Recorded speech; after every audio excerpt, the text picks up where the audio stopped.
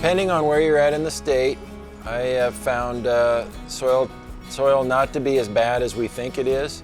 Before the rains we got the last couple times, and we got in on 2 rains, we had a really good soaking rain in November and a little bit in December, very little, but we found, I've had guys tell me that they're trenching wire into irrigation systems before this rain, and it was mud underneath. Granted, that was under a pivot all year. We have found digging in our own pasture that there was moisture underneath, even though the top was really dry. So I know it's been a dry winter.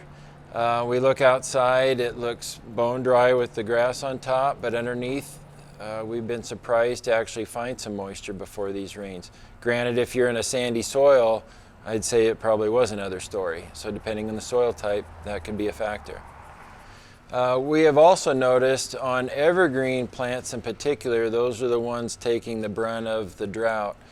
For instance, evergreen trees like white pine, perennials like ajuga, coral bells, we've seen a lot of burn on those. Ajuga in particular, I don't know if some plantings aren't altogether dead that we've seen. So what do you do in those cases? No matter how much you would have watered during the winter, it was all wind that was desiccating them. So it wasn't something you did or didn't do. Just in Nebraska, we just have some evergreen plants in general that can suffer in years like this. Okay, for spring, where do we go from here? If you have sandier soil, no mulch on top. I suggest putting mulch down around plants, number one, especially new plantings, to retain moisture.